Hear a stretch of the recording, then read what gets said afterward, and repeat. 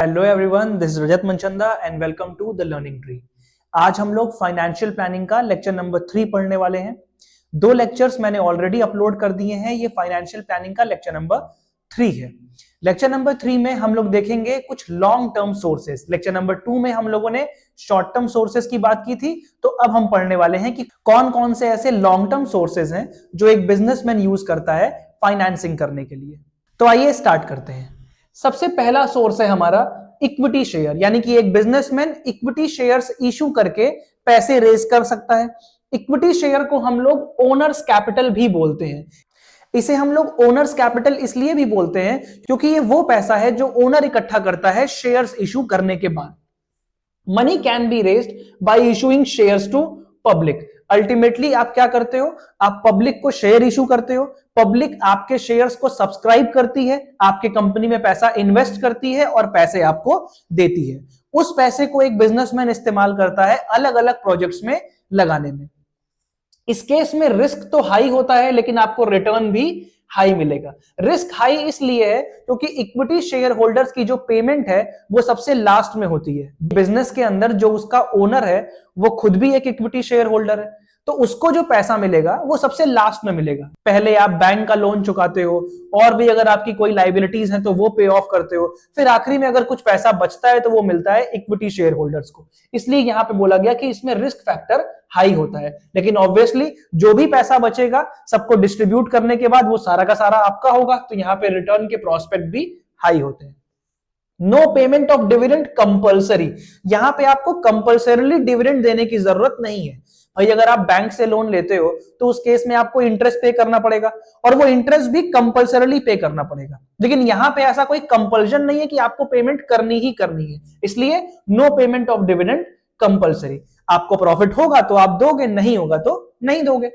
Equity share holder के साथ एक प्लस पॉइंट होता है कि उनको वोटिंग राइट्स मिलती है, क्योंकि अगर आपकी कंपनी का कोई इक्विटी शेयर परचेज कर रहा है, इक्विटी शेयर होल्डर बन रहा है, तो वो भी वोट कर सकता है और इंपॉर्टेंट डिसीजंस में पार्टिसिपेट कर सकता है। इसी के साथ अगर हम बात करें डिबेंचर्स की, तो डिबेंचर को हम लोग बोलते हैं long term borrowing. Long term borrowing इसलिए क्योंकि एक लंबे समय के लिए जब किसी बिजनेसमैन को पैसा रेज करना होता है, then he can go for issuing debentures.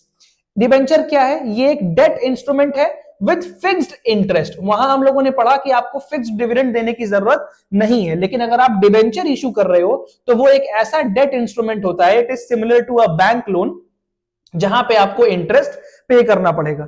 तो आप ऐसे भी समझ सकते हो कि अगर आप डिबेंचर इशू कर रहे हो तो जिसको आपने इशू किया है, मान लो आपने पब्लिक को डिबेंचर इशू किया है, तो पब्लिक आपकी क्या बन जाएगी? क्रेडिटर बन जाएगी, बिकॉज कंपल्सरली उनको आपको इंटरेस्ट भी देना है और एक फिक्स समय के बाद उनका पैसा वापस भी करना है, डिपेंडिंग अपॉन कि वो किस तरीके के डिबेंचर है। Companies like NTPC, national highway authority of India, ये सारे लॉन्ग टर्म बॉन्ड्स इंडिया में इशू करते हैं, यानी कि ये कुछ ऐसी कंपनीज हैं जो लॉन्ग टर्म बॉन्ड्स इशू करने के लिए फेमस है। इसके बाद अगर मैं बात करूं लॉन्ग टर्म बैंक लोन की, तो ये तो नॉर्मल सी बात है कि बैंक आपको शॉर्ट टर्म लोन भी देता है और लॉन्ग टर्म लोन भी देता है। हम लोग बात कर रहे हैं लॉन्ग टर्म लोन की। लोन फ्रॉम बैंक या फाइनेंशियल इंस्टीट्यूट, जिनको आप एनबीएफसीज भी बोलते हो, नॉन बैंकिंग फाइनेंशियल कंपनीज। भाई कुछ तो बैंक होते हैं जैसे पब्लिक और प्राइवेट बैंक, और कुछ स्पेसिफिक ऐसी एजेंसीज होती हैं, कंपनीज होती हैं जो सिर्फ लोन देने के लिए ही फेमस है।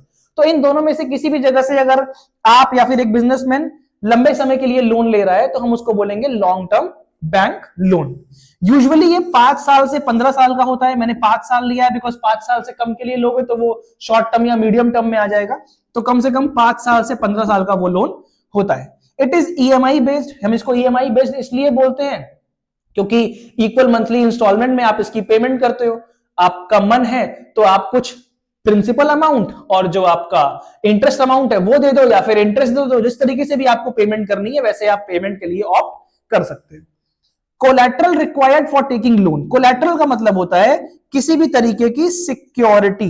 अगर आप बैंक से लोन ले रहे हो तो वहां पे आपको कोई ना कोई कोलैटरल सिक्योरिटी रखनी पड़ेगी। बिना कुछ कोलैटरल रखे, बिना कुछ गिरवी रखे आपको बैंक लोन नहीं देता है। और याद रखिएगा, जब भी आप बैंक से लोन लेने जाते हो तो जितने का आप लोन ले रहे हो मान के चलो उससे थोड़ा बढ़ा के आपको कोलैटरल रखना पड़ेगा। अगर आप लाख रुपए का कोलैटरल रख रहे हो तो ये कभी उम्मीद मत करना कि आपको 1 लाख रुपए का लोन मिल जाएगा। लोन आपको हमेशा उससे कम अमाउंट का ही मिलेगा। फिर हम बात करें रिटेन्ड अर्निंग की, सबसे फेमस, सबसे अच्छा सोर्स माना जाता है रिटेन्ड अर्निंग। क्यों? It is the profit kept aside for future. Retain का मतलब होता है बचाया हुआ पैसा, बचाई हुई अर्निंग। तो वो पैसा जो बिजनेसमैन हर साल अपने प्रॉफिट में से थोड़ा थोड़ा करके साइड कर देता है, प्लग बैक कर देता है, उस प्रॉफिट को हम लोग बोलते हैं रिटेन्ड अर्निंग। अच्छा सोर्स इसलिए है क्योंकि आपका खुद का पैसा है, डूब भी गया तो किसी के ऊपर ऑब्लिगेशन तो बनेगी नहीं कि आपको भैया देना ही देना है उसका पैसा। Cheapest source, no interest obligation. Cheapest source क्यों है? क्योंकि रिटेन अर्निंग का मतलब मैंने क्या बताया, आप ही का पैसा है जो आपने साइड में सेट करके रखा हुआ था।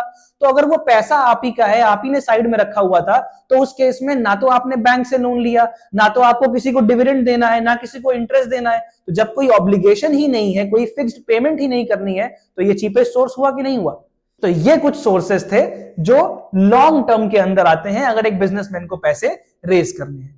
तो अगर आप देखो सीक्वेंस, तो सबसे पहले हम लोगों ने फाइनेंशियल प्लानिंग में उसकी मीनिंग, उसके बारे में पढ़ लिया। नेक्स्ट लेक्चर में हम लोगों ने पढ़ा कि कुछ शॉर्ट टर्म सोर्सेज होते हैं जिससे एक बिजनेसमैन पैसे रेज कर सकता है और अपनी वर्किंग कैपिटल रिक्वायरमेंट को पूरा कर सकता है। आज हम लोगों ने देखा कि एक बिजनेसमैन किस तरीके से लॉन्ग टर्म सोर्सेज से पैसा रेज करता है और अपनी रिक्वायरमेंट को पूरा करता है। इसमें एक और लेक्चर बचा हुआ है, उस लेक्चर के बाद ये फाइनेंशियल प्लानिंग वाला चैप्टर पूरे तरीके से खत्म हो जाएगा। देन हम लोग स्टार्ट करेंगे कुछ इंपॉर्टेंट चैप्टर्स के साथ जो सबके लिए इंपॉर्टेंट है, चाहे बीकॉम हो, बीबीए हो, एमबीए हो, नेट, जेआरएफ, हर जगह पे आपको काम में आने वाला है। तो मिलते हैं नेक्स्ट लेक्चर पे, तब तक के लिए बाय बाय, टेक केयर।